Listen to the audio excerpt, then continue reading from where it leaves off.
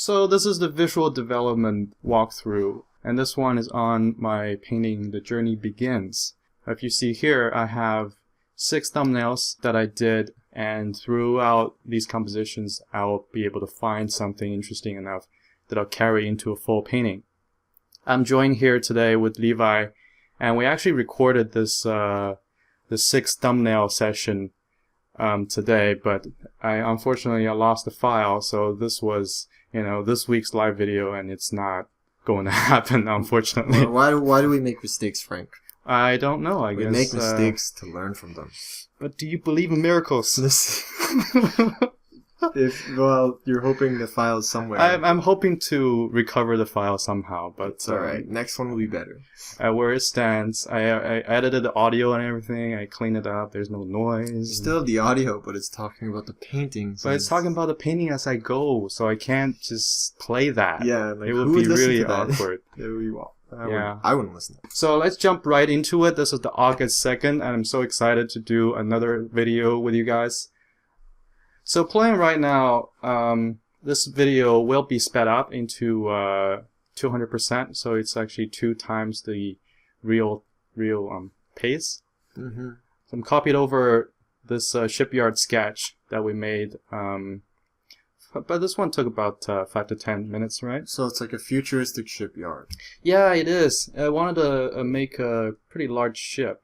I remember the part I liked most is that it's hanging from the top there, because it was supposed to be an airship, I guess. It was supposed to be like a spaceship, like an airship, but I didn't want to do. I wanted to play with the size. I want to play with the scale, because this one I want it to be big, and it's also an indoor hangar. So what's going on there? Like, you're already putting a glow? Yeah, just drop in a really quick blue, kind of a mid-tone blue layer, and put it on the overlay. That's odd to use overlay so soon. Isn't that an in-game tool?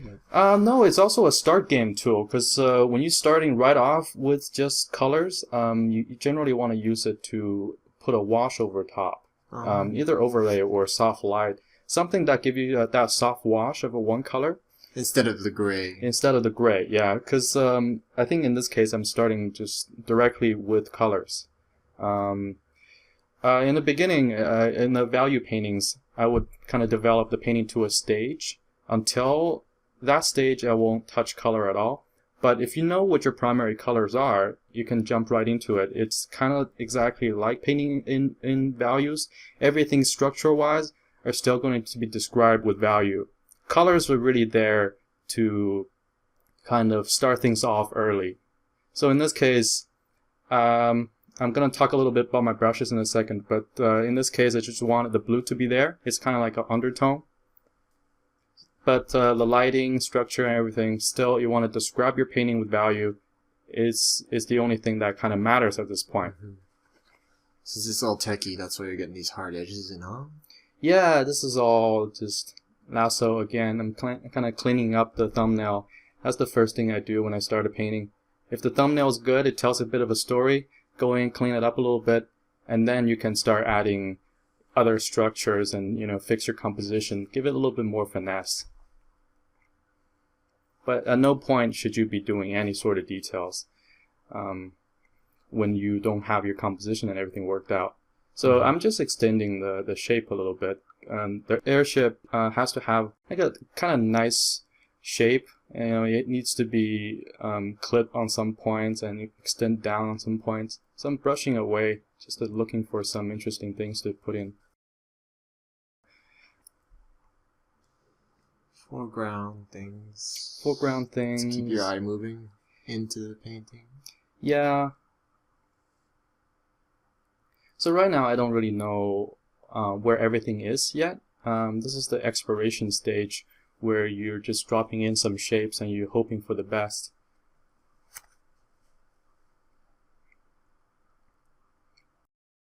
Also, really good practice is get some of the soft gradients in early game.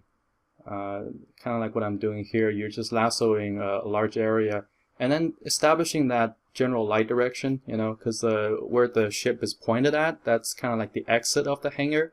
And out there, it's kind of like a bright-ish room. So you get that the ceiling light shining down, and also a light source that's further away. So you don't even really have. You just want shapes are more interesting than what the machines actually are at this point, I think. Yeah, the machine doesn't have to make sense to me right now. Mm-hmm. It'll slowly come together. The shape, if it works, then you can make the machines work afterwards. Yeah, I'm working really rough too. That's to just find the shape. I don't spend too long to keep things clean. This is one of the ways I work is that I'm painting a sci-fi painting here, but obviously none of the things are pre-designed, so there's no model sheet to follow. A lot of the times I have to paint kind of rough just to find things where they belong, what they look like. Mm-hmm. So it's a lot of work for exploration. It's also really rewarding. This is the fun part where nothing is really decided and you're just trying to find where your painting's at. For some people, this is the struggle, Frank. This is the struggle, for me as well. But it's also very rewarding. Really make sure that you have your light direction figured out early game. Consistent, maybe is the word. Yeah. It has to be consistent. And you just, you can't leave that to the end game. Mm-hmm. You have to get that right off the bat. That's interesting. Some people they paint everything in and then light it afterwards. That seems crazy to me. It's kind of crazy because when you light things differently, you get a different composition. Mm-hmm. Light and shadow creates a complete different picture. And if you leave that too far, you will be afraid to change things. So you rather get large strokes in quite early rather than leaving them to, when you want to do them. This ship's getting really cool now. It's starting to have a cool shape. Yeah, I really like these beefy airships because they're huge. And when you look at, we always reference, things that's designed before Star Trek and all the basically sci-fi titles before, but I really kind of dig the fat ones, the fat airships that's really, really big. I liked the metal plates style. I don't like the futures. I like that for sure. You got nuts and bolts, like we mentioned earlier. Yeah, this one I wanted to make something that I feel like humanity would build, because we don't spend tons of time building ridiculous looking stuff. It has to look somewhat functional, kind of like UNSC would build. So I'm drawing a bit of I guess mental image from Halo and big airships where kind of look like army ships, like things that's really rugged and can handle interstellar travel. In scale-wise, this is much larger than, say, Shepard's ship in Normandy in Mass Effect, and that's a little bit more high-tech. This one, it is sci-fi. It's supposed to be high-tech, but I'm leaving it not quite as, I don't know, like. Well, you're like grounding it in reality a bit. Yeah, as much as I can. I mean, I don't. The issue with Mass Effect stuff, I guess I shouldn't be so negative about it, is that it's so futuristic, it's like you can't even really relate to it. Yeah, it's kind of, the way they designed it, the style is definitely a little bit more advanced than, say, something grounded, like just a metal ship with, like, huge engines, right? Yeah. You can explain anything that's kind of outrageous. All you have to do is just thank God for this invention and that, and all of a sudden you can jump between, interstellar systems. I've seen all the best futuristic stuff. Yeah. Is stuff that kind of seems like it's maybe 60 years or 70 or 80 years in the future. That stuff where it's like the year 4000 and everything's weird and like I'm not into that at all. It's just, it gets more difficult to imagine. And people say, just do sci-fi is easy. Sci-fi is not easy. Sci-fi is, you have to... It's easy, but you can do it bad really easily too. Yeah, exactly. it's hard to ground things actually because you have to understand a little bit of technology that's available to us now, and say push that, I don't know, 100 years in the future.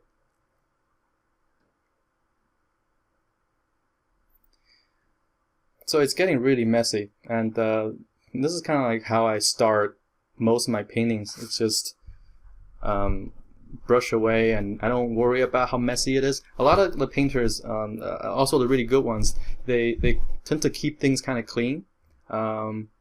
They use layer clipping and things like that. I will actually leave that to mid game, where I tidy things up. This way, if I don't know what I'm doing, I find that to be a really time-consuming process. If I were to go in and start circling areas off and use layer mask and alpha channels, it'll actually limit my speed a lot. This is playing in double speed, but I'm brushing like a maniac right now. I'm actually just pushing paint around, like dragging and paint, picking from my canvas. So all this is happening really rapidly as I try to develop this idea, this design rather, of the ship, because I have no idea what I'm painting.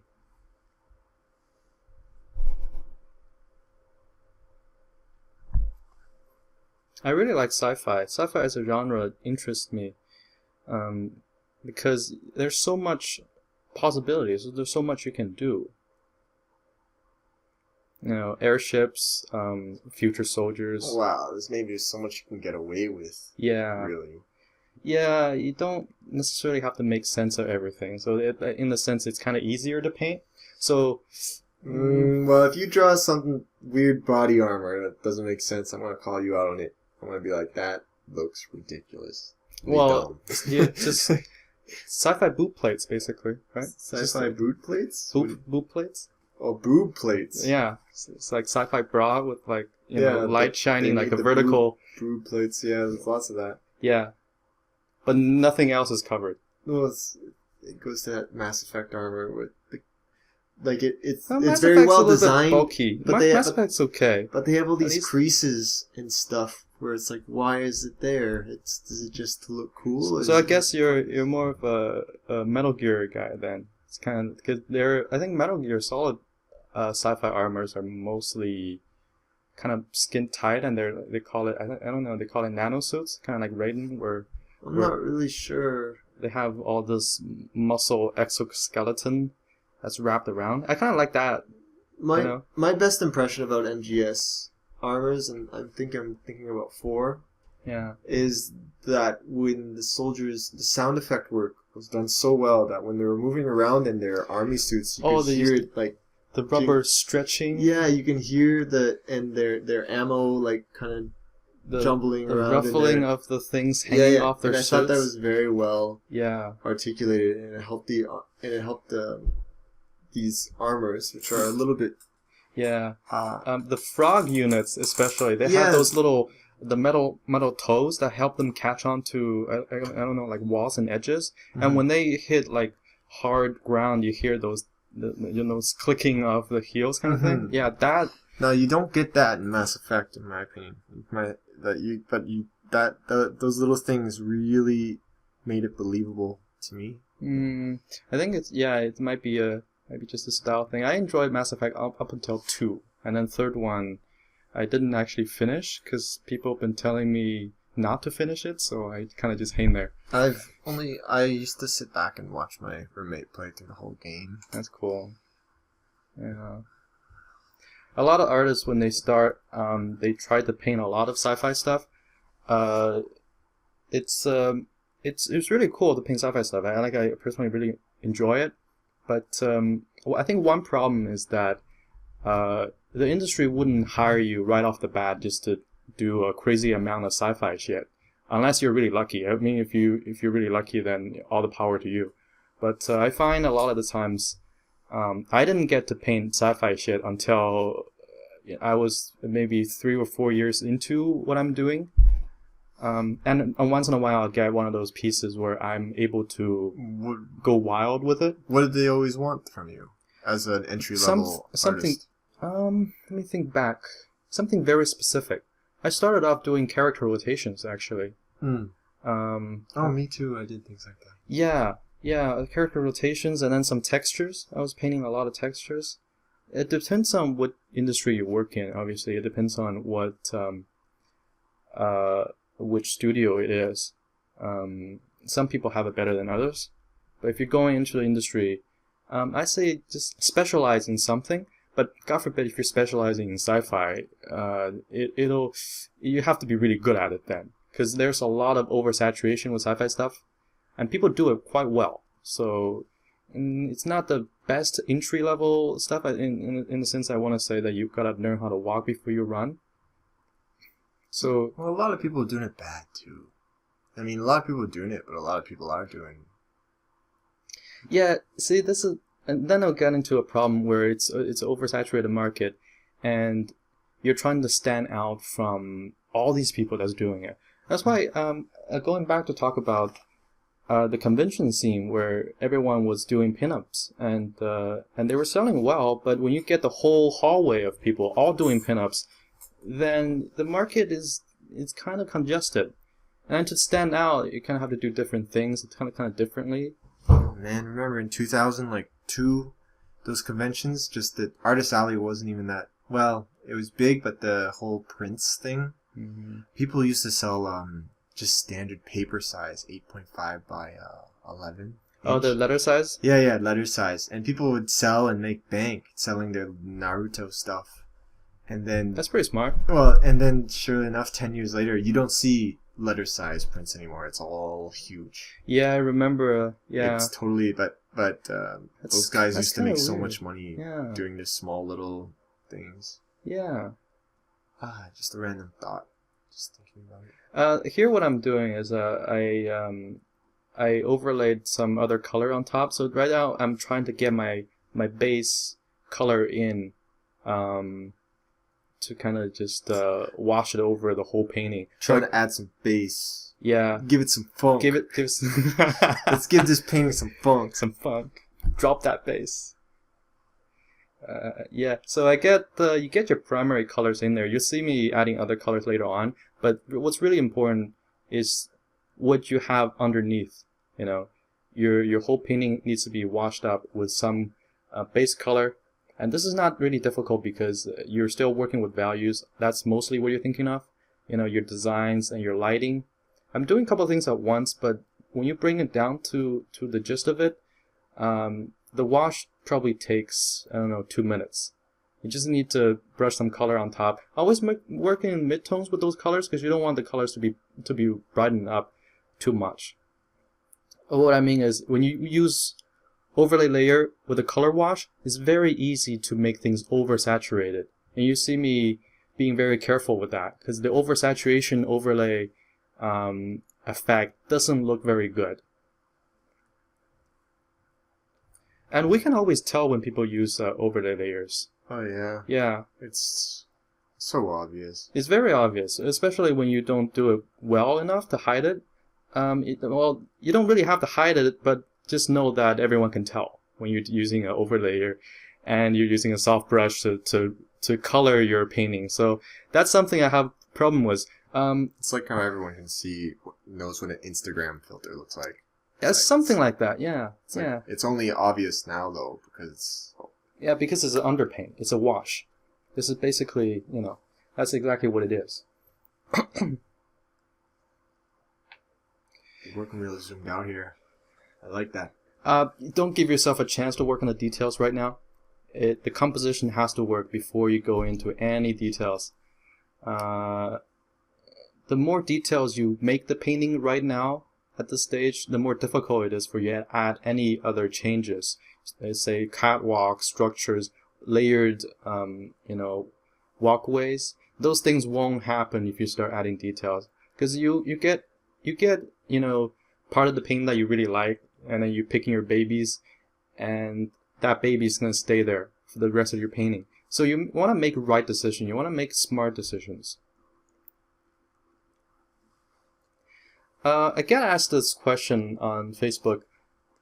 How do you color a painting? How do you turn a black and white painting into a colored painting? And you just saw it, really. And really, this is one of the processes that you introduce a primary color early on. Like this is what your main color of the piece. It doesn't mean that you can't add other colors on top later on, but we get one color in there, it makes things a lot easier. But always paint on top of over it though. You don't want to, again, we're going back to the overlay layer. You can't use just one overlay layer and expect that will color your whole painting. That's that's what I'm really getting at. Often you have to actually paint over the painting. Often you have to paint over the painting. Yes. Not often, but almost all the time. I would say all the time. I used to do that too. I'd be like, oh, I'm just going to turn this grayscale into color by using color layer. And it's just look ridiculous. It would just look ridiculous. So like, so don't overpaint your painting in the grayscale value stage. You want to leave enough detail work so that you can finish this painting off properly. And if you overpaint it, over detailed your value painting, you're gonna have a bad time.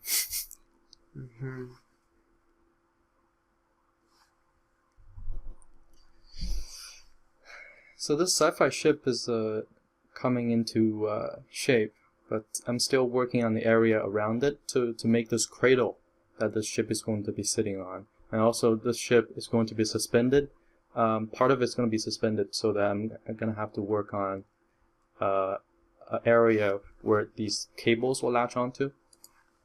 Also, I'm working on the back, so there's more than one ship.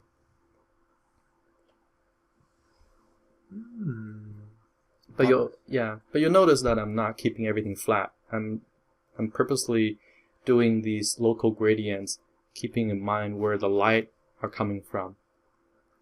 Bottom left is still a big jumble of what is going on, really. I think there's no depth there. It's gonna stay messy for quite a while.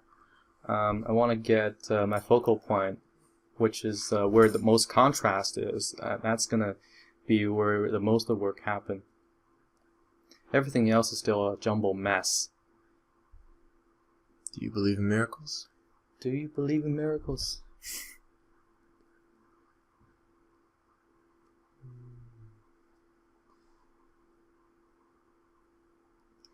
Oh, lasso. Lasso. That was good lasso.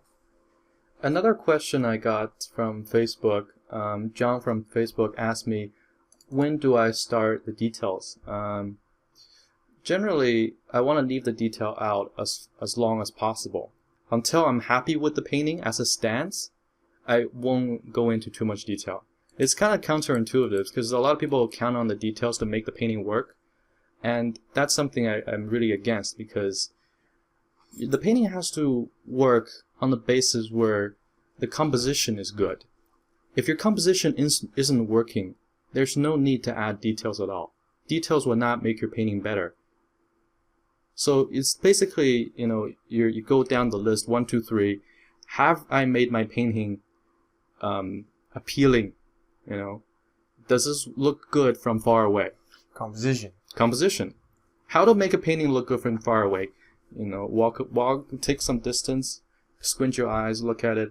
If the light is a mess, if the light's like you get bright spots all over the place, like what I'm looking at right now, then I know the painting is not there yet. Yeah, if I squint my eyes, it's all spotty. It's all spotty. It's all mumbo jumbo. So don't add any details right now. Detail is the stage just before the final wrap up, where you can have a lot of fun. Dump a lot of time into it. What you're doing now is not detailing; it's finding the shapes in the painting. Yeah, there's still a lot of shapes to find. Yeah. So I'm picking from the color picker sometimes, and I'm picking from the canvas sometimes. But what I'm doing is actually pushing and pulling these paint. I'm pushing and pulling these shapes so that they create something that's like fun to look at.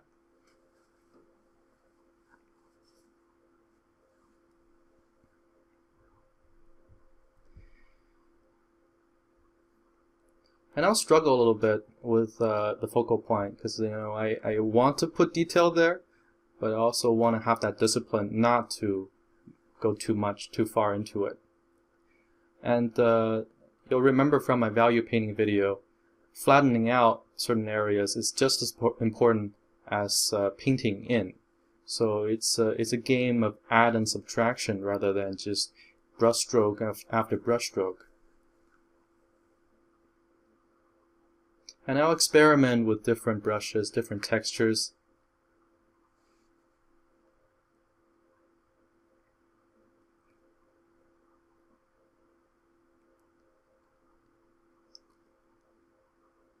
Yeah, you're good at lassoing in perspective, like the shapes you're putting in. Oh yeah. Well.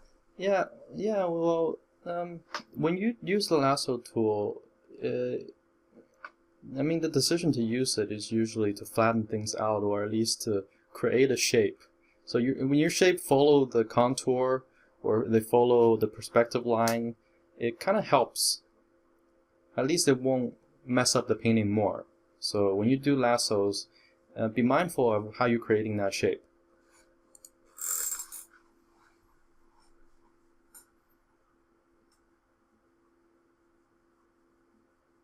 What I'm not doing in this painting is I wasn't paying too much attention to where the shadows would hit. I guess when you do like a form study or something, you have to also take into account of self-shadowing and cast shadow. So the light source is coming from above. So I got away with this one because I made the base dark, so the shape of the contour of the ship kind of have that reflection against it. So what I'm doing here is I thought I was adding a cast shadow of the ship, but then I realized I have to soften it a bit because there's multiple lights up top. I thought it was a reflection. Yeah, well, shadow and reflection, they kind of all darken things down, so I don't know what I'm doing there. But if it works, it's going to stay. What's the name of the ship, Frank? I don't know. The Frank? The Frank? No. I always give it some really cheesy name. Something that's already probably I've heard from somewhere. It's probably a ship name. From the somewhere. SS Imagination. The SS Imagination. Jenny. The Jenny. Oh, so you're putting in those scaffolding. I guess is the word. Yeah, I guess. Kind of like a machine elevator thing. I'm using a randomized shape brush. I think this kid, I don't remember where this kid come from. It might be Mateus matte brushes from a couple years ago. It was a really long time ago. I believe all the concept artists that started grabbed the matte brushes. And then there's some brushes from Baron Terry. That yellow is really refreshing to see. This is where I start to add second colors, like accent colors into the piece. So when you this will only work when you established a strong like one color base, like monochromatic base, and then you start adding color in, it will make sense. So I'm locking the layers. When you look on the layer palette, whatever you painted in, like those painted pixels, you can click on the checker box on top of the layer palette. That key will lock the transparency, and you can also paint into a lot of the gradients and recolor some of the areas. So use your layers. Yeah, you might as well use the layers. Some people are purists, right? Like, oh, I need to paint it on one layer, else it's not true. It's else is not one painting. Else is not it's not a painting. That's wrong. Well, people can do what they want, but no. The way I look at it is Photoshop gives you this tool of being, freed from traditional painting. You can use undos, you can use layers. So why not take advantage of it? If you're already painting digitally, take advantage of everything digital has to offer. And I am totally not going to start the argument about digital painting and real painting because I see that online all the time. People talk about that? They really do. Who cares? And I don't even want to contribute to that because the more you talk about it, the more it makes no sense at all. You ever see those guys just like, what is art? Or are video games art? It's like, oh, it hurts my brain just like that the question is asked. Don't engage. Like, no. Just don't engage. It's just, God, get a clue, man. Like, right. If you watch Archer, that's where I'm getting the reference. Don't engage her. I don't, Pam. I've never watched. Some people. There's that's me. why I won't talk about it. I won't talk about it. You won't get a response out of me. What, little people silhouettes? No, the painting versus painting part. Oh yeah, I don't care. Looks like it's I'm putting a tilting. bit of something in there.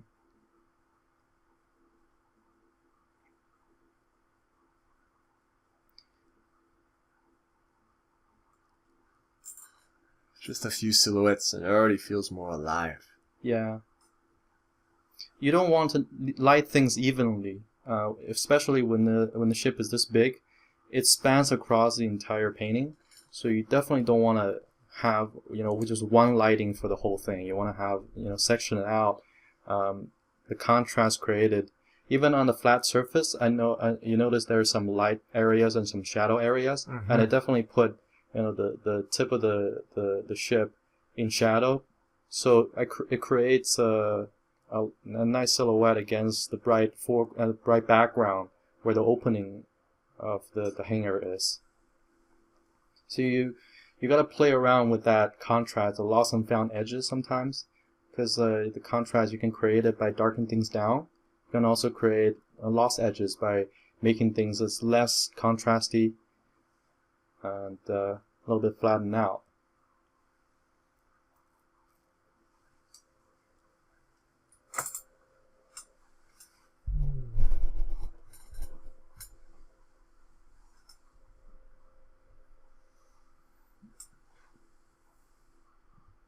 Oh, everything is aqua. Yeah. I guess that's the safe color to add. It's kind of a safe color for sci-fi for some reason. Well, I mean for this painting, like, you're only gonna, when you're adding the color, something in this color range, it's easier, I guess, than just going.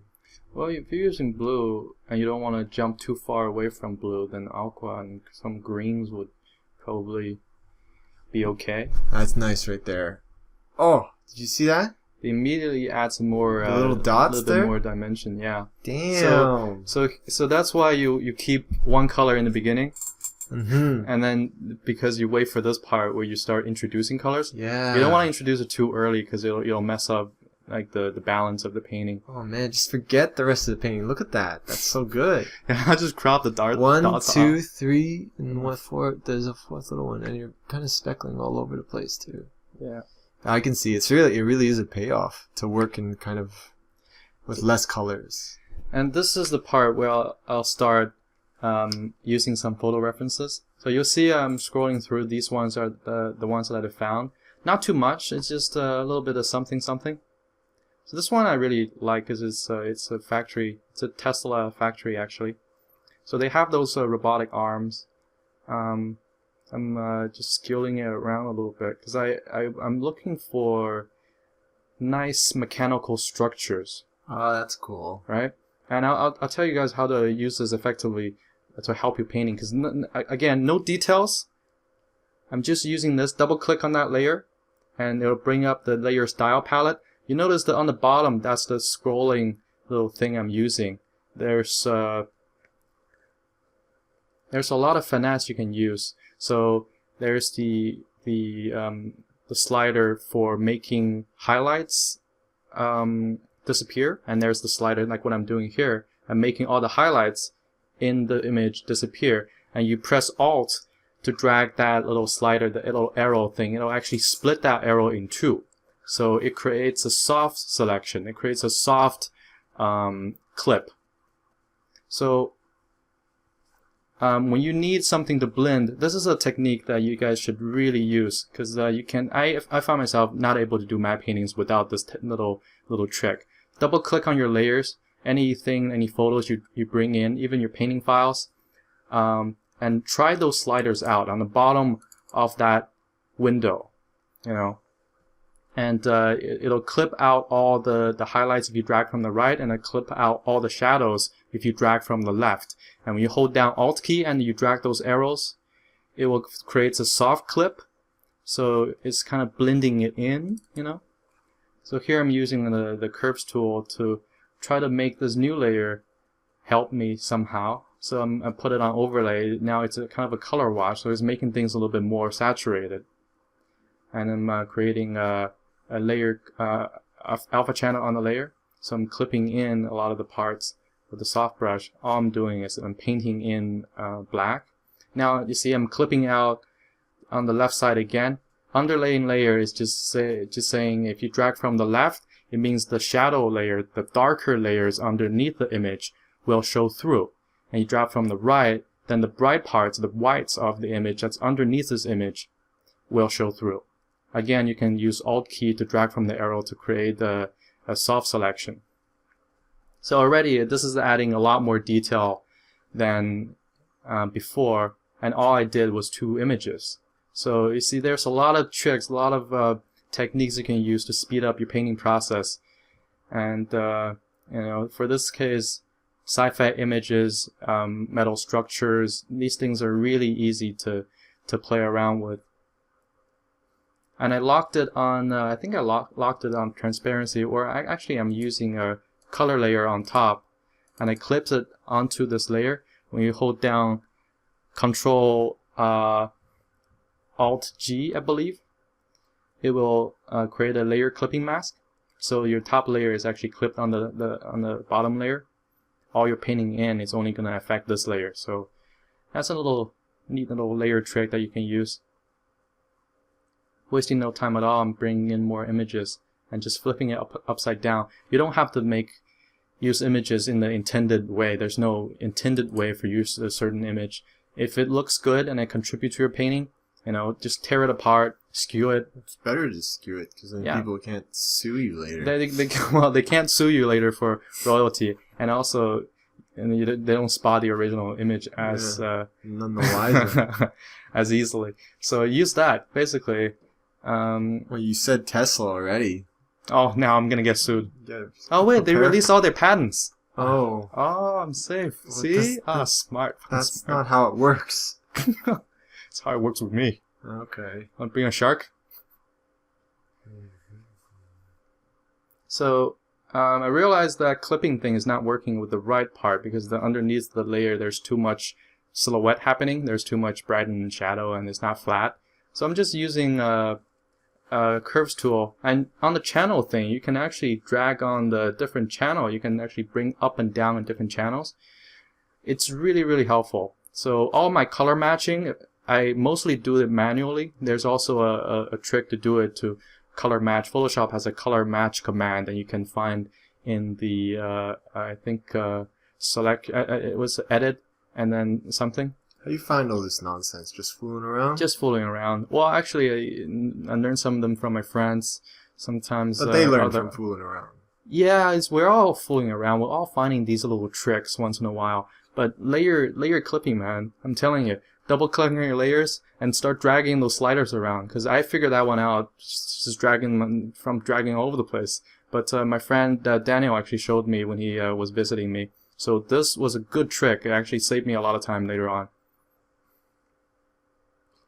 Layer clipping. It's a nice technical background there. Yeah, that was a little hanger thing. Just drop it right in the back. See, it didn't even take much effort at all. This is cheating to the highest degree. But hey, if it works. It's not cheating. It works. Really. And I'll go in a lot of the areas where I don't know what to put. I'll just go in with the clone stamp and I'll just clone something out of my painting to put there, and if it works, it stays. If it doesn't work, I paint over top of it. I don't lose a second of sleep. That's neat. So can you imagine losing sleep? I used the clone tool. Damn it! Just like rolling around. Yeah. How do I sleep at night?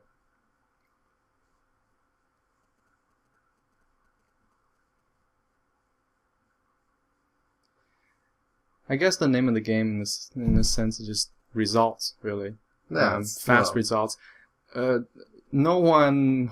I don't know. I think I can't use the term "no one" now because people always find exceptions. But almost no one will hire you to do a painting for an entire month. I mean, unless I don't know.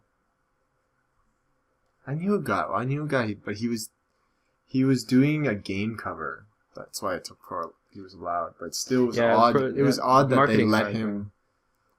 Marketing art takes a lot of time, but they give you like a 3D image though. They give you a 3D render, and you can actually request 3D renders for marketing art. It's actually pretty neat. It's like matte painting, but you're doing characters. Mm-hmm. So for me, my matte painting days was kind of a nightmare because you get these plates and you have to clone from them. You have to set extend, and I had no time at all. I was doing one matte painting a day in sometimes, and leaving studio at like 2 o'clock at night. So that wasn't my proudest, brightest hours. But when you get crammed with work, tricks like these really started to show their value. Because you just can't afford it. You just can't afford to be sitting here noodling until the sunrise. Well, it's getting kind of busy, don't you think? Absolutely. The heck are you doing? Control U to bring up the hue and saturation, and you can drag that hue slider around to find a color that actually blend in a little bit better. It's getting crazy busy though. So you see me taking away a lot of the details. Kind of looks like rock on the bottom right, which is interesting. Yeah, it's kind of like a rock or some kind of like a slope. It's like a floating stone. Yeah. It's a floating factory. Oh man.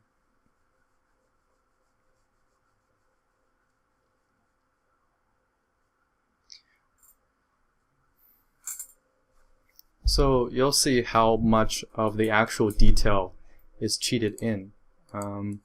This is another reason why I said not to do any details early on, because you're eliminating your opportunity to do all of this, fun stuff by taking advantage of some photographs, and just it's so fast, really. I think the whole painting real time was 5 hours, but if you count the time I actually stare at it, and I just pause the video for a while. I just stare at this painting. It'll probably come down to a lot longer hours. But lots of looking then, huh? A lot of just looking at it. Yeah, some people don't do that. They don't just sit back. Decision making, really.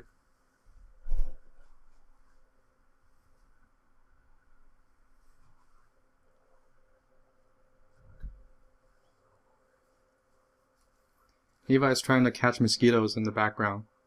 So I'm trying not to talk over the hand clapping.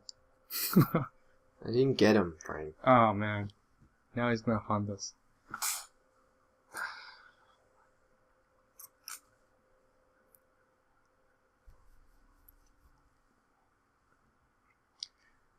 So when you do this kind of technique, you'll end up with a lot of unwanted attention. The details that's gonna attract your eyeball right to it.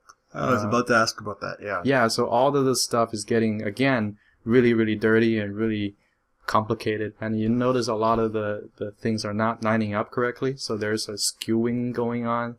There's a lot of distortion. These are all little things that you'll have to clean up.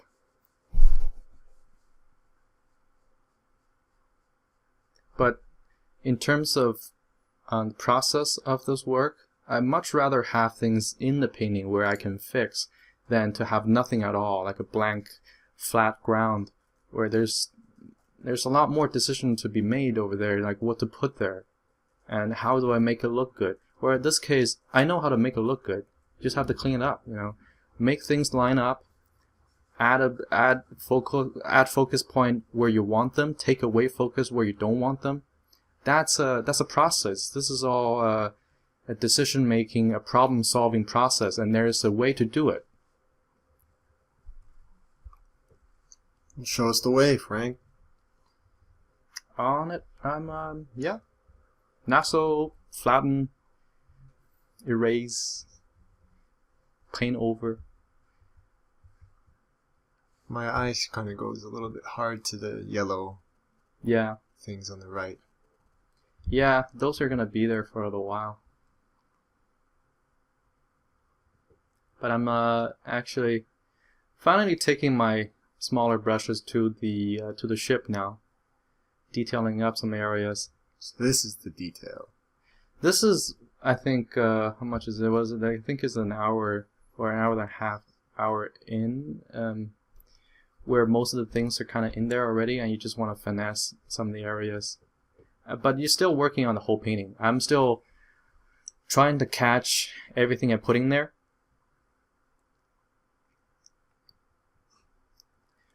Even in my detailing stage, I won't zoom in too much. Like this is the size I will work on my image for the most amount of time. This is, I think, about 80 to 90% of the time. This is my zoom. How big is the file? You're only at 25% when you're this close. Yeah, I think that I always, for these paintings, I start on tabloid, which is 11 by 17 on 300 dpi. Uh-huh. How many pixels is that? Around 5,000 to 6,000 pixels. Okay. So now I have mostly everything in there. I realize my perspective is completely wonky. This is a fun part too, it's fixing not, this stuff. Yeah, my perspective, it's not working out. But create a new layer, use the line tool in Photoshop, and set that line tool on pixels, not pin, not path or anything like that. Just set it on pixel. You'll find that on the top selection bar, and drag a very neon green, very bright color all over the place, and start to skew this thing. You don't really need like a template or anything. You don't need like a perspective brush. This is one of the ways to do it. It's really fast too. And once I get this layer in there relatively close, I will duplicate it, lock the transparency, and bring it over, copy it over to flip it horizontally and try to do it from the other side.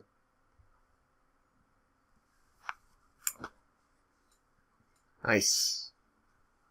Yeah, it's getting kind of crazy to read, but it'll be better in a minute. This is the fun part, though. It's like you can. All it takes is you just everything will read so much better once. This is only fun because it works. Yeah. If it doesn't work, this will be like the worst part ever, because your eyes get strained by looking at all these lines, and you have to catch what's like not following the lines. So this is, you have to zoom in a bit to find like everything, and then you realize your painting is unsalvageable. So you did it all by your eye so far, right? Which is pretty impressive, because it looks like for the most part it's all set pretty well. It said okay, but you realize there's a lot of skewing happening. So if I don't do this part might look like it's I didn't actually do too much with the lines. But if I don't do this, the end painting is going to bother me to no end. So I'm actually painting along those lines a little bit to try to get some detail to follow. So you'll see me using this brush to paint over top of the perspective layer. I'm just catching everything while I can. Oh, that's neat. So when I turn it off, I can still get some lines following where the perspective lines are. This is really important to get your perspective right. The way our eyes are designed, it's really easy for us to catch things that's not right. If it's right, then you wouldn't really be paying no attention to it, really. But your eye goes directly to the part that's not right. Either that's anatomy, perspective, or color that's not serving your painting well. This is really bad, because all the professional artists, they get so good at critiquing their own paintings that when they look at a new painting by someone else, they will immediately look at the things that are wrong. They will immediately look at the things that they can improve or or things that's just not right. You know, anatomy is kind of wonky, or the muscles are not right. So it doesn't really matter how well your idea is. Really, if you're getting these tiny little things, the basics not setting there, not correct, then that's all people are gonna look at. Unfortunately, it's the reality of a lot of paintings. This is good right here. I really like what you're doing here. I think the red really brings it out. I think the two main colors I added after the blue, the yellow and the red. If I didn't have these, I don't think the painting would have worked at all. Mm-hmm. I think it'll just be a mush of color, and it would be boring. It would be nothing to look at.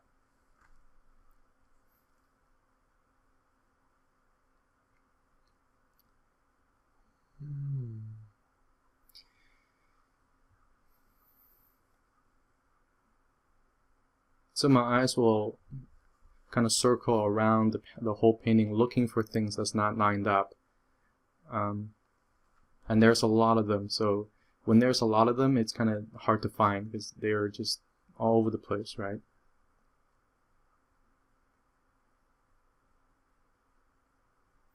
It's very important to be critical to your own painting. So when you're doing this stuff, don't get too lazy with it. Around mid-game is where you should start busting out that perspective layer and start doing some fixes. Because if at that point you don't do it, it'll get very difficult to try to do it in-game.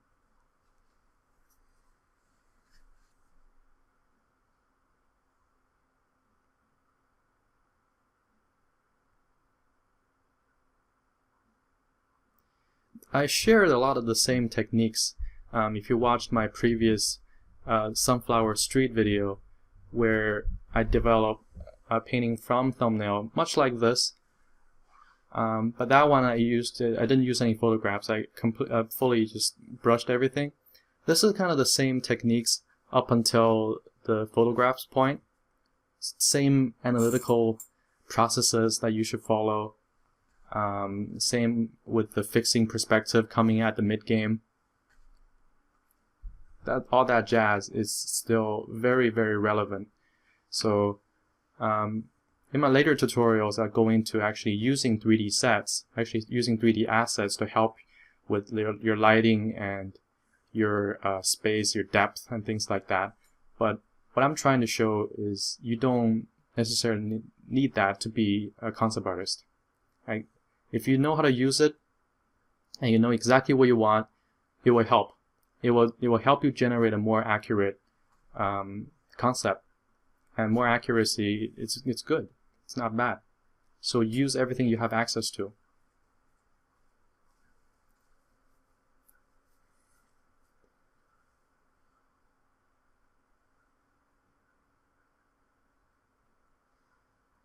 A lot of the process right now is cleanup. So I see those shape that's not working, the planes that's kind of crooked. Those are the things I'm looking for. Anything, because I'm working so loose, I'm working so all over the place, that cleanup becomes a very important part.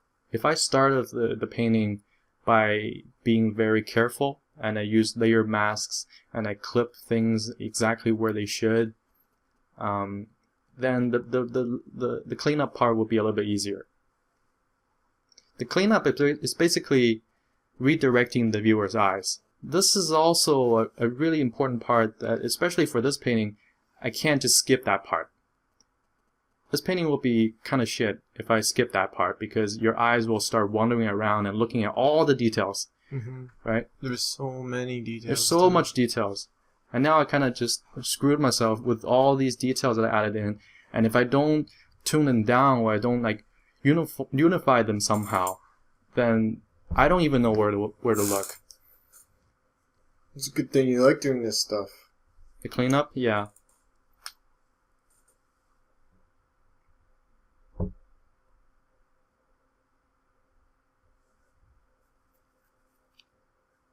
You still work really fast though for such a tight, detailed painting.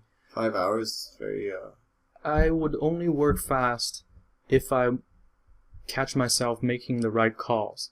If you don't follow the process of being analytical and And, then it wouldn't really work. You can spend 10 hours and it wouldn't arrive at this point. So the whole painting, again, it's just all problem solving. Did you get it? Oh, man. There's mosquitoes in the studio. And it drives Levi insane.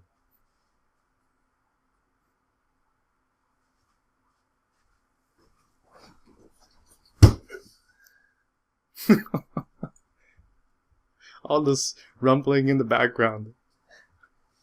It's like Levi's fighting with someone. I think you're like... I am fighting with this. You're like in a rumble with someone. This is a complete fist fight. Alright. He's just knocking over shit. He's gonna wake me up later. There's my portfolio. There's my laptop on the ground. That sucks.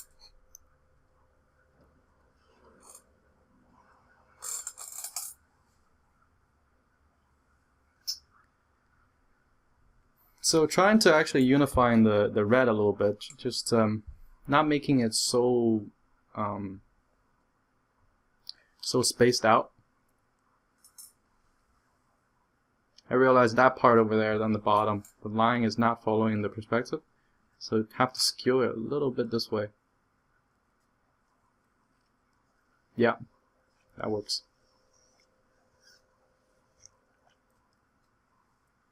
Also that the whole structure over there, the overhangs, the walkway or whatever, that's really not working. So I have to skew it back. Just make your selection quickly with your polygon selection tool and copy merged and paste on top. You don't need to go find the layer that you put everything in. I find a really quick way is just to copy merge, because you're going to be painting on top of it anyways. So some of the part that won't cause trouble, just be really fast about it. It already kind of looked better with the following the perspective things.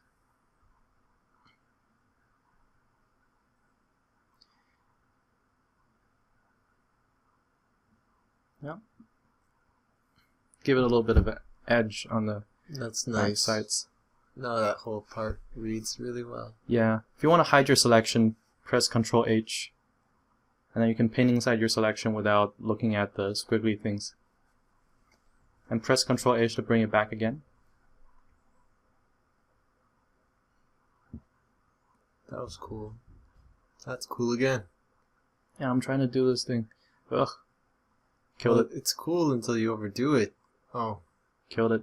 And then I'm doing this on a new layer so I can skew it and free transform it. So when I don't know what to put there, you'll see me do this a lot. I just paint something in and skew it, get some noise in there, really. Gotta have those two lights back.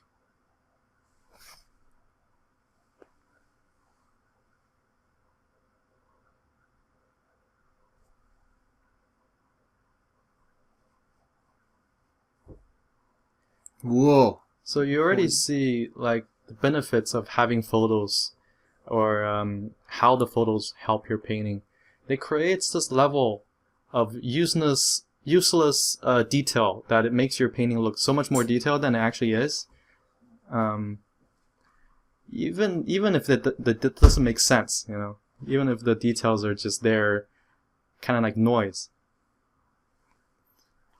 You still gotta control where the people look at. So you gotta balance out detailed areas with flattened out areas, and then where those edges meet is where you tell the story, where the structures actually start to read. Because if you just have details everywhere, then we have a problem. Yeah, we have a problem. You have a problem with me. Is that what you're saying? Yes, exactly. If you have detail everywhere, you're gonna have a problem with me. I'm gonna show up and be yelling at you, and you have too much details, man. Look at when you zoom in, it really kind of, you can see that it's very messy. Yeah, when you zoom in, it's just all a bunch of mess.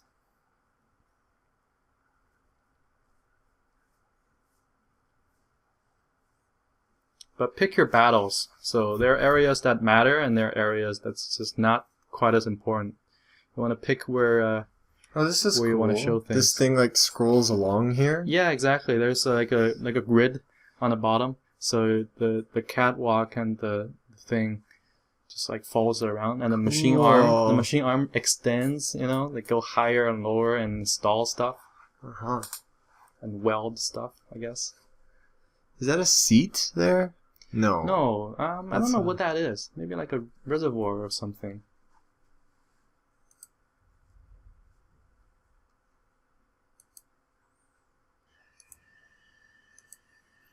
Now, of course, this part would help if you look at a lot of photos from factories, and especially those automated machineries from automakers.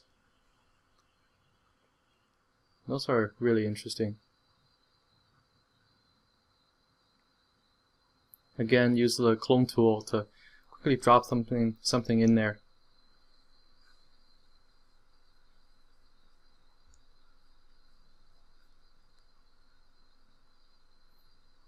The painting will quickly get very detailed in the sense that each area is like a whole little painting of its own. So it will be very time consuming to clean everything up. I guess the way to really pick your battle is to control your urge to spend 40 hours on a painting, because it gets developed to a stage your time and result ratio will start to diminish. So if you spend 3 hours on this detail, you know, it'll I don't know, the more time, it's not like the more time you spend the painting gets that much better. Sometimes you can be doodling for hours and someone look at it and be like, what's now? What's happening now? What have you been using all that time for? Man, Yeah. this What have you painting, been doing? for some people, this painting looks like it could take like 40 hours, and you did it in 5. If I were to brush everything, man, I think 40 hours will be lucky.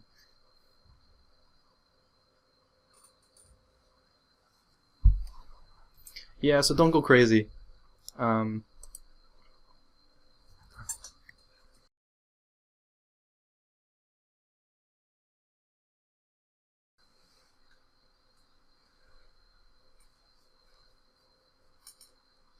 When in doubt, lasso.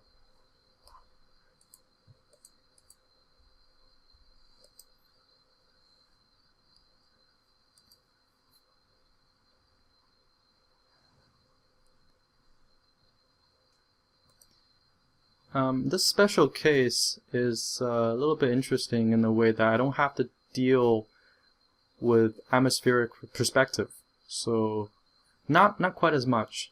The things in the back can still be quite detailed, but if I leave it in the zone that's kind of further away from the foreground, then I'm fine. I don't want to introduce, and that's the reason why I don't want to introduce any reds in the background, because the red for me right now, it's primarily a thing for the focal points.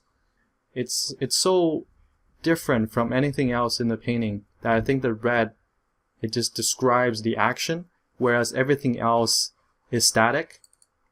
So you want to use that contrast to your advantage. As soon as I start adding a whole bunch of red in the background, your eyes will start floating in that direction, and I don't want that. So you want to be mindful of where you put your colors.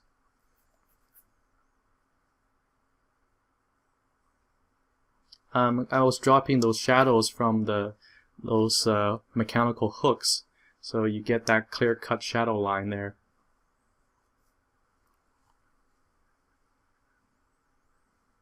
And then the rest of it, just finesse. A little bit of finessing on the lights, finessing on the details. Still a lot of work to do on the bottom left corner. I purposely left it because it was, I don't know what to do there. So it was really troublesome for me to now render everything out and start to deal with the bottom left again. Bottom left is a mess. It's a complete mess. So here's me trying to find ways to deal with that mess. Maybe, finding order in chaos. A lot of my work is finding order in chaos.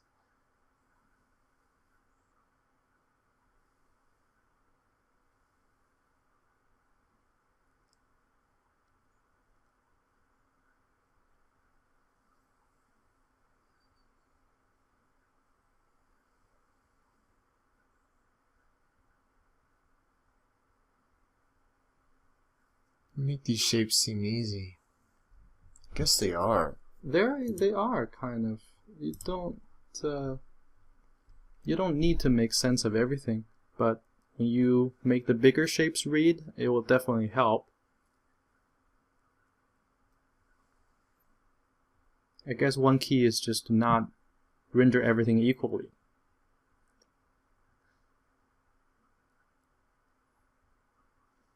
What point is this? This is the halfway point? Or?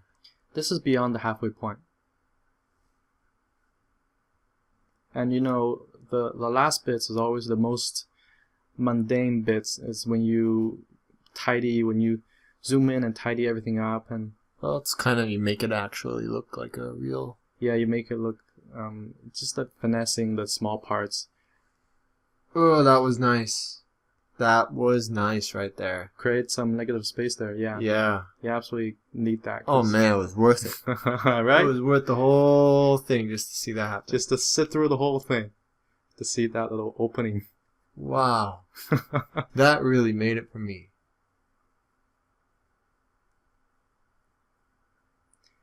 Yeah, it's about negative space and some depth, because you want to open up the background just a bit, like a window.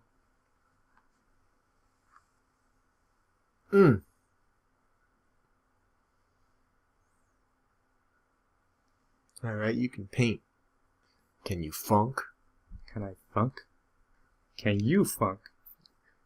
Dancing gestures. We're dancing wildly while we're recording this. Oh no.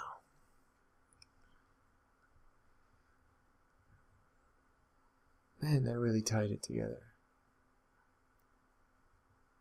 And I still like the two little lights in the bottom left. Yeah, yeah. Those kind of really need to be there, because if I don't have that there, then the whole left part looks kind of flat. Just take your finger and block those two lights, and you realize the left part is looking kind of flat.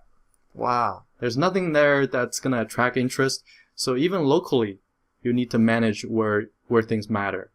Even locally, you need to get a tiny bit of contrast in there, just so that people don't get so caught up on the pointless details. Because when they look at the pointless detail, they realize that none of it actually makes sense.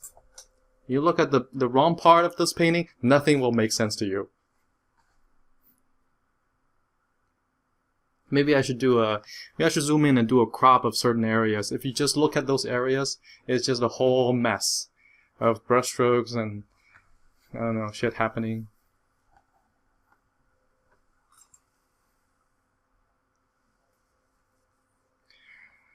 I couldn't resist but to use another overlay layer right now. Well, do you have a rule against using more than one?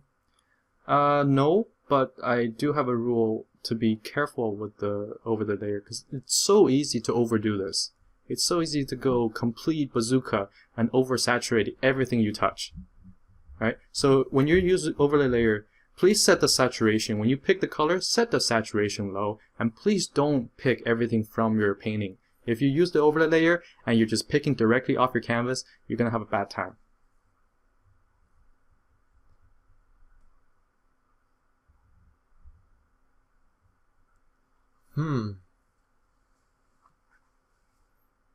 So this is really like a tool for me to kind of in broad stroke just tune some lightings, tune some dark and bright areas. Still being very careful not to oversaturate things. I think I did go overboard a little bit. Booming out some lights.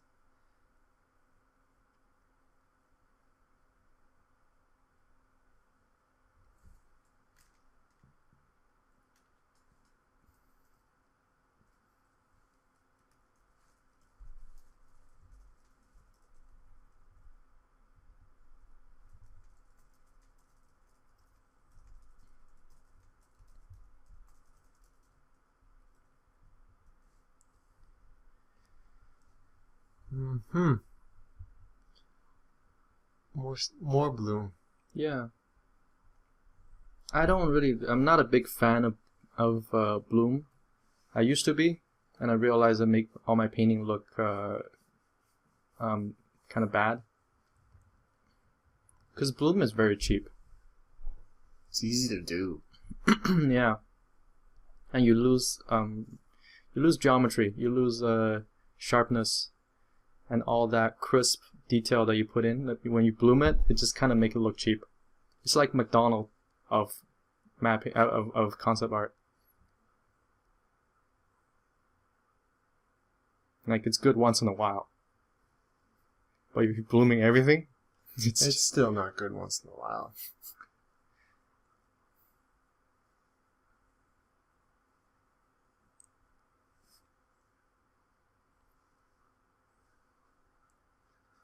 There. We'll get it.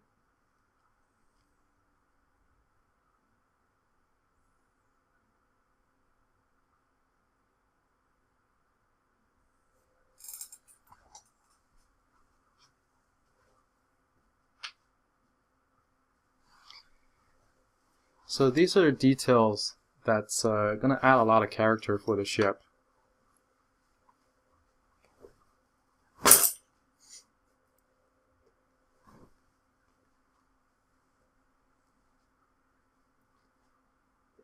Oh, you're putting in like patterns? Yeah. Patterns and underlying stuff.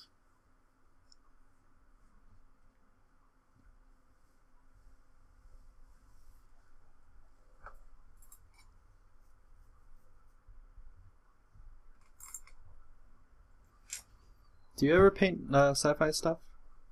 No, I'm not as good as it as you. No, I mean, like, just, I don't know. Do you like sci-fi stuff? I don't paint much recently. Yeah, now you're doing more, A lot more animation. yeah, mostly animation stuff. Should do a Gumroad on animating the paintings. And I don't know if it's kind of a broad question. It's kind of like, do you like drawing humans? Yeah, like, yeah, well, it really is a broad when question. I do. Yeah. And sci-fi Well, I is like good ones, yeah. Sure, when I do, when I think of something cool, I like it. It's too broad to say. Of course I do. Yeah, me too. It's one of those genres where I gotta be careful about. Cause it's so easy to get carried away. Oh, you're doing very well. No, I was working.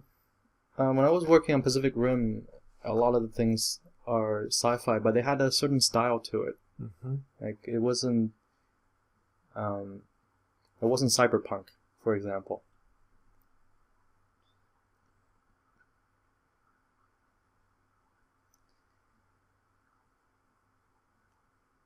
So everything that I designed for that movie was very gritty. So every environment, every prop had a layer of grounded reality and grit on top of it. I guess that's also a very interesting way to treat sci-fi designs. Perspective on that looks whack. I'm glad you're fixing it. Yeah, I realized it looked whack.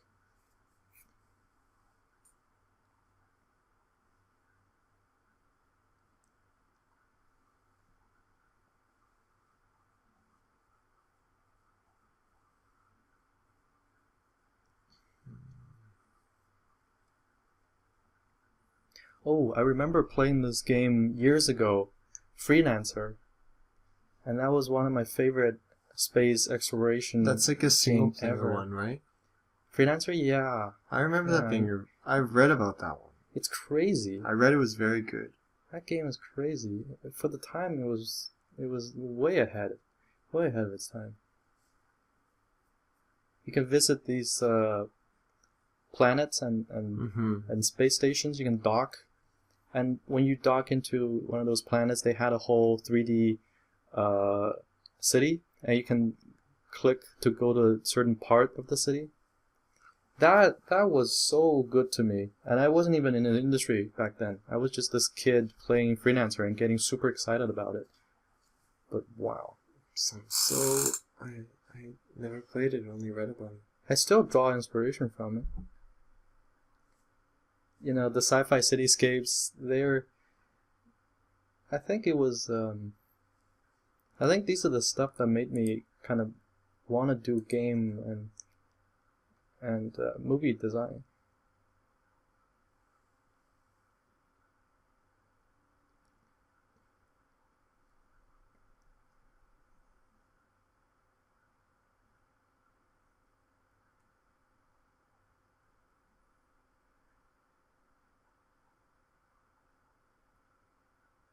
So now I'm painting this one really opaque because I'm going to be using this layer as a clip.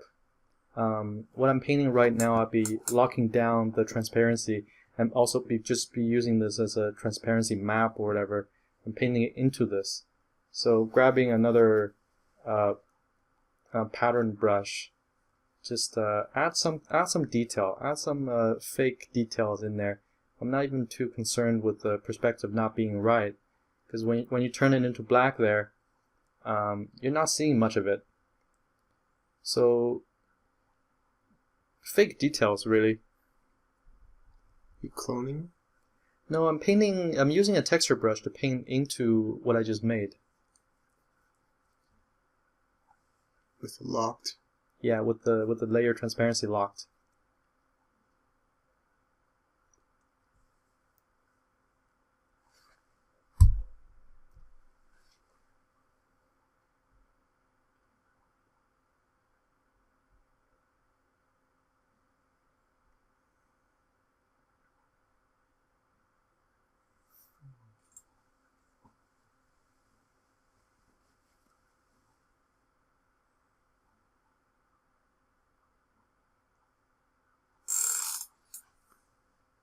It's getting muddy, Frank.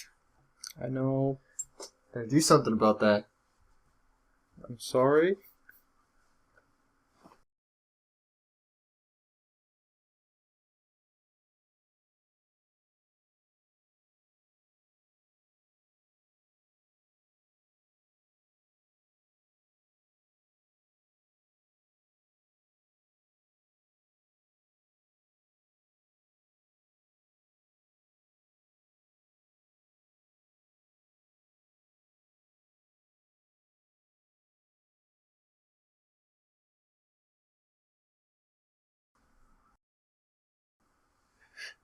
Here I brought in a layer of sparks that I found on the internet. So these are general fire sparks.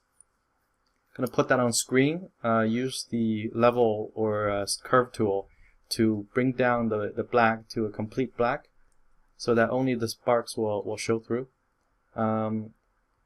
Create a layer mask to basically block out all the things that's in front of it. There I brought in another spark layer, put it on overlay. I think that's a little bit too big. Bring down the blacks. I'll find the right place for this to put. Not there. Maybe there. Smaller for sure. So it's like a welding arm that's fixing up some of the areas. Duplicate it once, then put it somewhere to the right side. These little spark things, they're just going to be not too dominant, but they're just going to be a hint of things moving. So these are like alive parts, animated parts of the painting, really.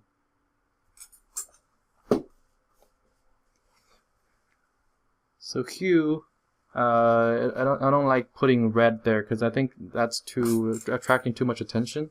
So I use the hue and saturation to bring it down to a cooler blue.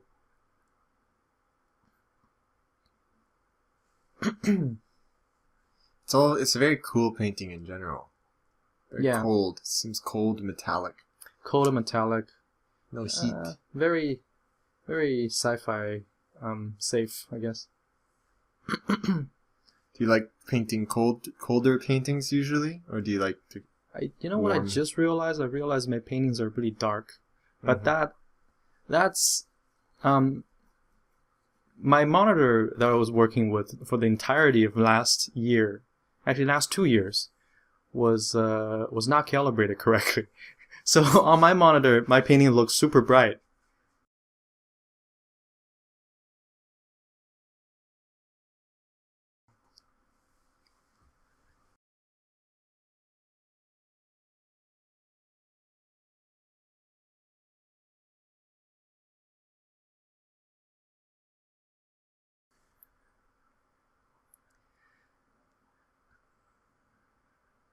Adding some people now. Some ground vehicles, some people, yeah. I feel like most of your paintings are very, very cold. Yeah. Like you use a lot of cold. Like when's the last time you painted a beach? Are you trying to say that my heart is very, very cold? Is that what you're getting at? Right. Come on now. I'm heartbroken, Levi.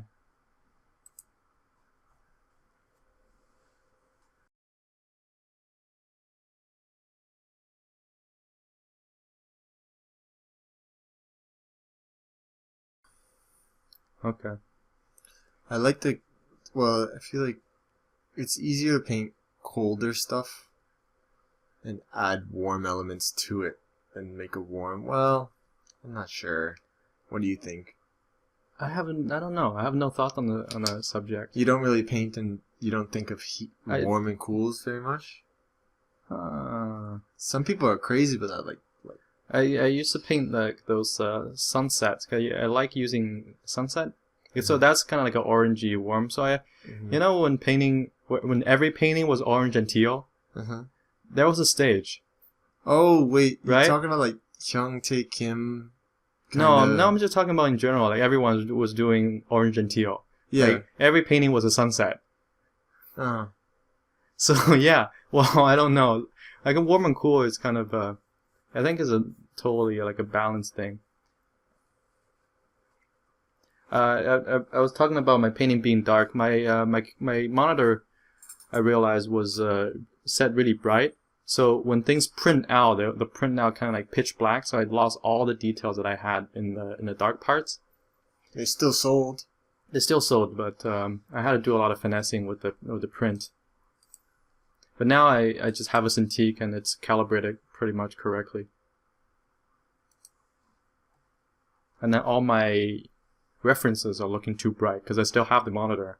Just, put it on the side.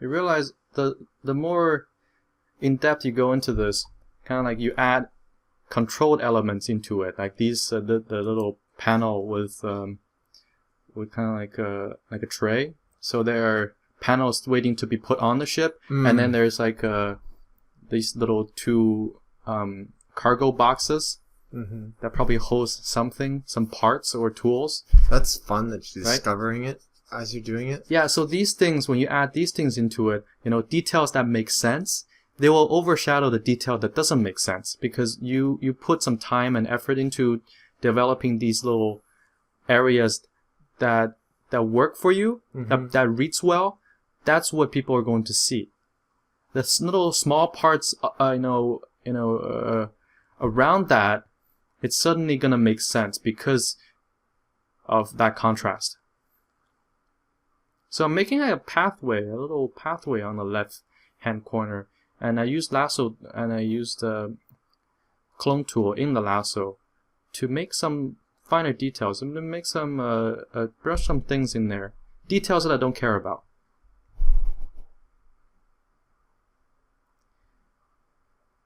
You care a little bit, Frank. Come on now. Well, I have to pretend like I don't care, man. I like that black line there. Oh, it's not black anymore. It's pipe. It's a really bad pipe. Can you render that better, please? No. There is the extent of my rendering abilities.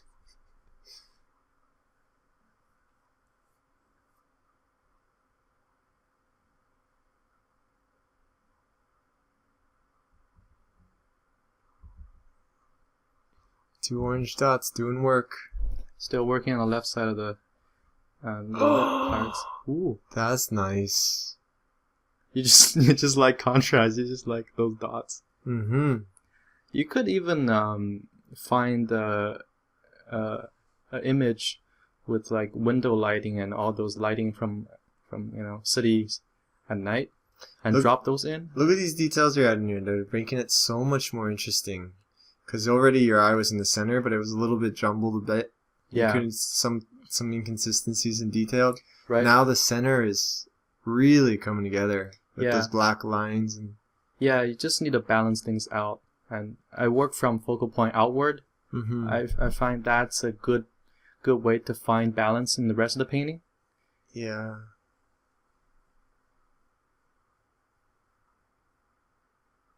And I know that left side still needing some work, so I'm trying to get a bit of a value change. There's a little bit of a hint in there.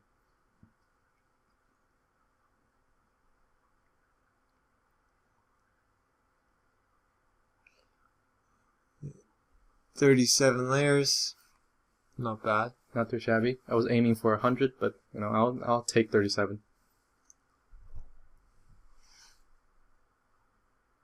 Some wires on the ground, some markings, name markings. Because it's such a big hangar base, they're gonna have name markings on the ground just so that these carts don't run over people. Those little details really tie it up. Yeah. I didn't even spend too much time doing these. Just hints of them being there is already enough. If you go super tidy about it, you actually draw more attention to it.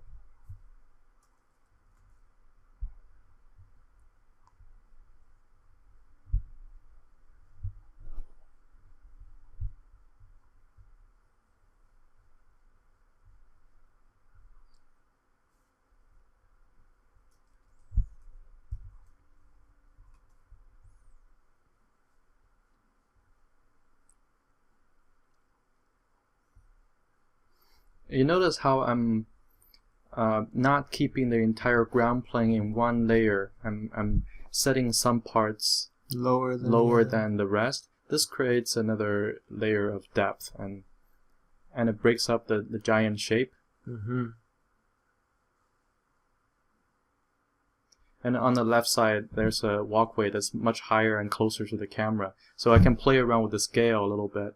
Not too much because it's giant hangar, So the scale is not going to be too much different. If I put people here versus people on the ground in the middle, the scale is not going to be a massive difference.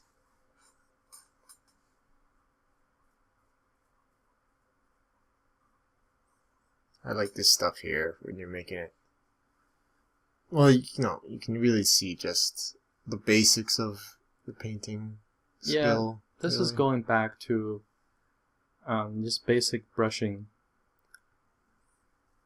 I don't have the best brush economy, but I like finding things, and I like surprising myself with some of the shapes.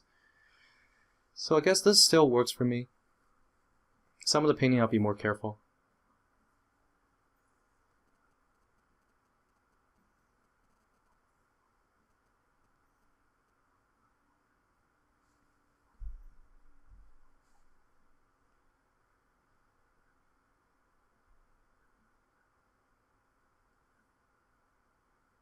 There was a stage when I was doing film work designs. I'm using like entirely photo bashing and photo collaging, and just painting on top as a last step. Mm-hmm. That was an interesting part of designing for me, because you could whip them out so fast, and it feels like completely cheating. Some people would say it is. Yeah. Some people would say it is not. The argument I would have for it, I guess, I've never gotten paid less for it. Mm-hmm. And it got the job done. So, I don't know, to each of their own. I would say this is more fun. Like, if I were to do my own paintings, I wouldn't use as much photos.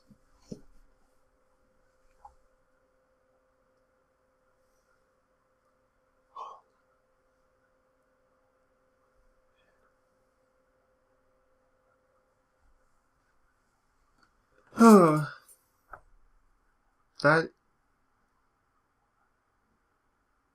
is some serious detail.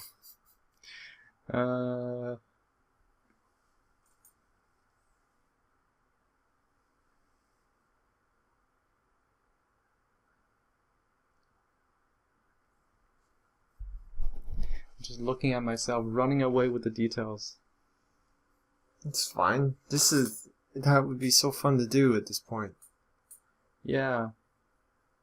You could actually stop at any moment, really. I could. I still have one or two problems to solve, but yeah, I can just stop. What are those problems you see at this point? The left lower corner hanger, the walkway. It's empty, and it's black.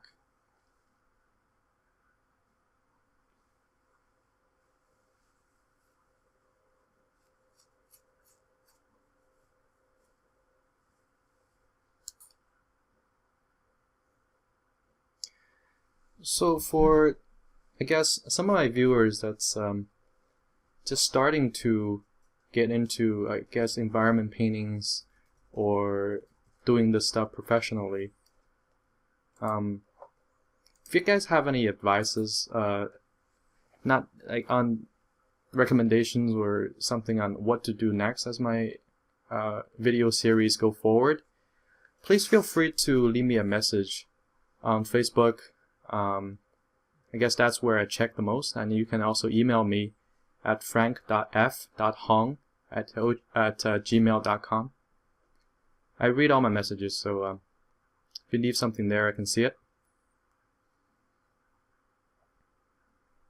Generally, what I want to do with this video series is introduce, I guess, all my techniques, and I guess I want this to help people.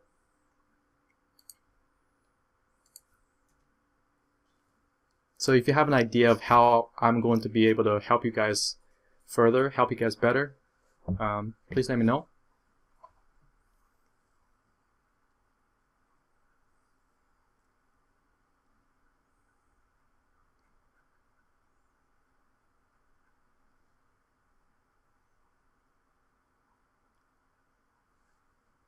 Some hydraulics. Some hydraulics, some wires.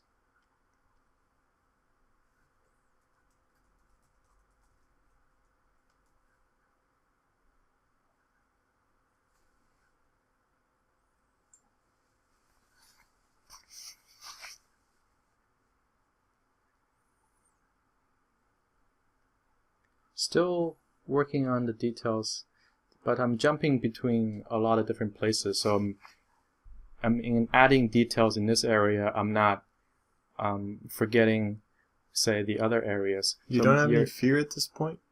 Fear? Yeah, because it feels so finished now. You know, No. I'd be afraid to touch it. No fears at all. I guess it's because you were into it. I was so into it. And I guess just I knew what you wanted. Do as much detail as you feel like, and do as little as you feel like as well. There's not a set rule on how much detail or how much time you should spend at this point. Just feel free to stop at any point.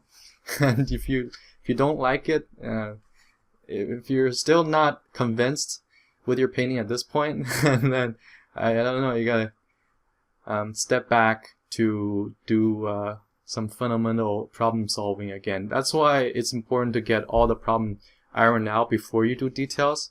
If I realize I had a big problem right now and some compositional things are not working, you'll see why it's really difficult to go back in and start destroying your babies. But you know, sometimes it does happen. Sometimes your eyes get so tired and you're working in the same thing for such a long time, you don't realize there's a perspective error or something. You haven't flipped this. No, I haven't flipped it for a long time. Not even once. Now I'm just afraid to flip it. Now I will not flip it. If I flip it, I'll kill myself. That's how bad it gets. Are you ever going to flip it? Nope. Nope. I'm going to load up the finished painting and flip it. Right? No, I'm going to hide my files. So on the left side here, I'm trying to get one of those mechs. ironing and worker robots. Just for moving elements in the painting. And because the left part is closer to the camera, I also want to play with the scale a little bit. So this thing is going to be way bigger than a human would be. I want to get that size difference in there. For this big of an airship, I'm pretty convinced that they're going to have more than just human workers transporting stuff around, ironing things, putting things in place. Looks so I'm thinking... Looks like a mech warrior thing. Yeah, I'm thinking just going to use one of these little worker bees. Why 2.7? Don't know.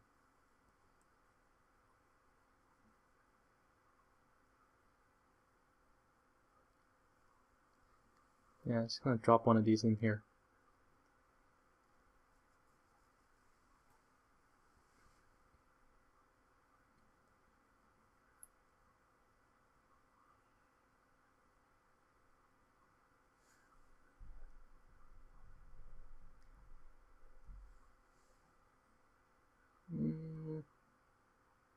Nope. Nope.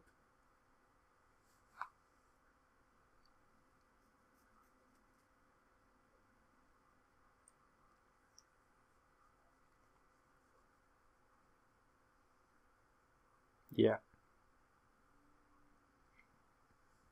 All right.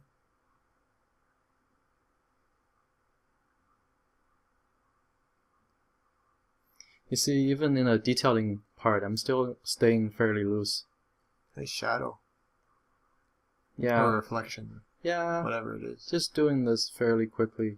The lasso tool is so good for faking, details. Because all you're creating is shape, right? Just lasso some shapes.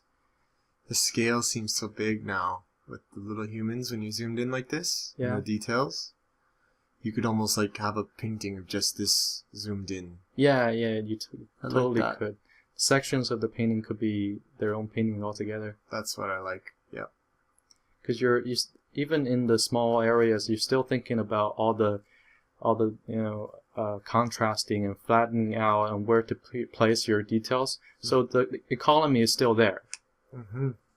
So you're working as big as your whole painting all the time, and you're also working the areas. You're working sections and making those read really well as well.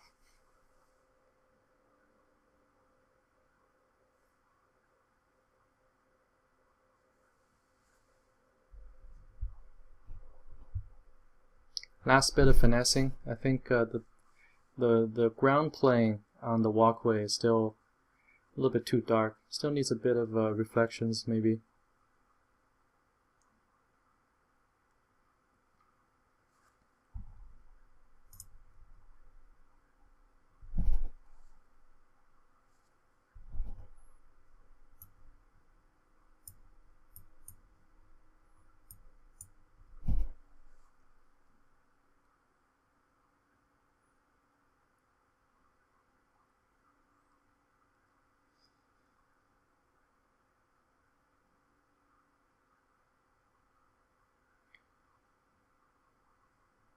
Like I said before in the value painting videos, when you lasso something, what you're focusing on is creating that shape. But you don't have to use the entirety of your lasso. You can be focusing on one edge of it and doing that local gradient. Or you could use that to flatten things out or paint things. You can paint a lot of things with lasso.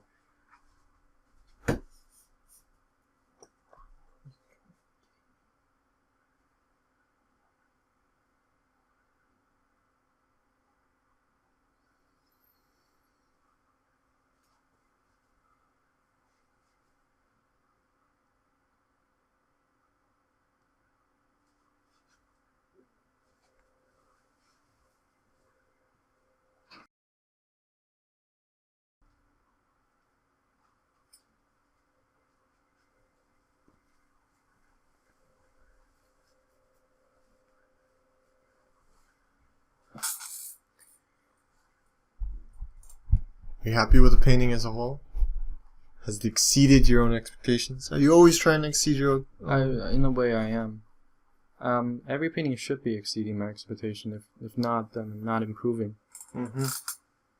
But it's childish to expect every painting to be your best painting. If that would be the case, I mean, ideally, in the ideal world, since you're always getting better, every painting you do should be the best painting that you've ever done.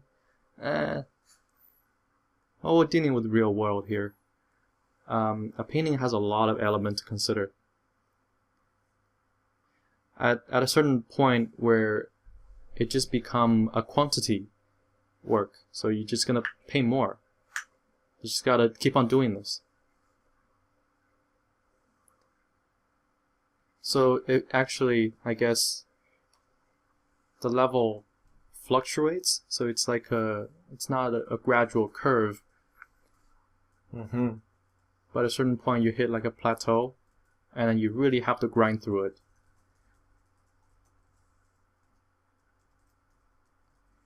That's why trying to find different ways to approach things is so important.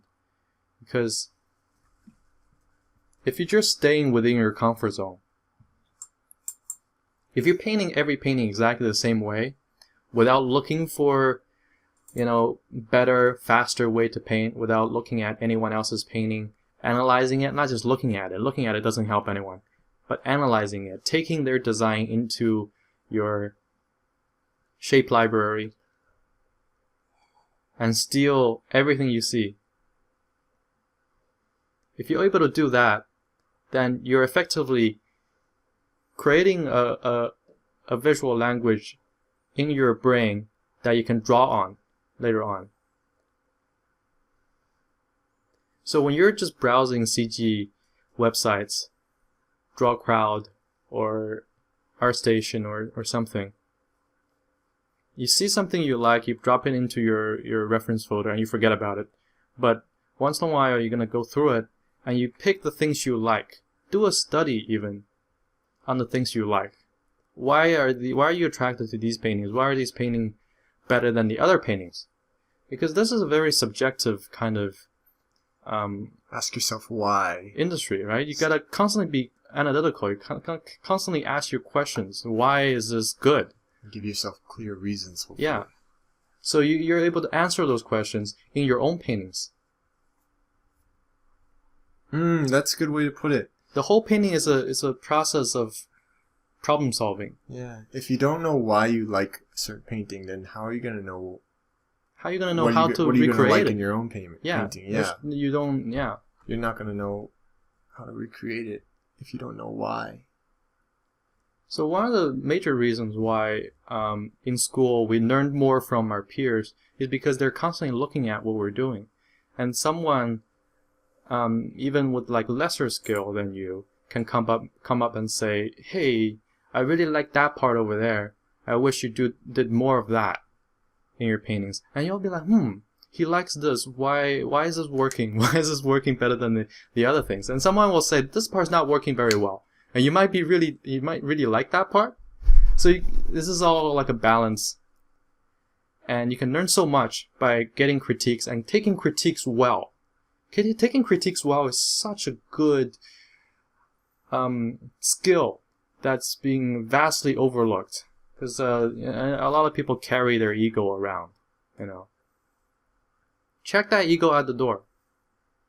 Everyone can be your teacher. Every artist could be your teacher if you let them. Yeah. Some people just have a good eye, Yeah. Some people just have good taste. My sister can't draw to save her life, but she's got amazing opinions and insights. So we're actually coming up to the end of the video. Your final bloom. My final bloom. I always do this. My final color dodge layer that I cherish. I like what he did on the left side, the glow there. Right? It takes what's already there and it kicks it up just enough. So if you like my tutorials, please leave a comment and share my video. Please check back to find my weekly videos and exploration sessions that we do. Sometimes we just do a 30-minute or even like a quick 45-minute thumbnail exploration video. We're gonna have some real times soon. Those are gonna be fun to watch. Oh, we're totally gonna have some real time. We actually recorded one, but we lost the video. So, oh man, that wasn't fun. But definitely we're going to do this every week. A lot of the contents are going to be free. So add me on Facebook, hit me up on YouTube, leave comments, ask me questions, because every week I'm going to answer questions live from my videos. And we're going to just have some fun together. We're going to paint some of the things that you guys suggest. So please come again, and we'll see you guys next time. Now we realize we didn't record.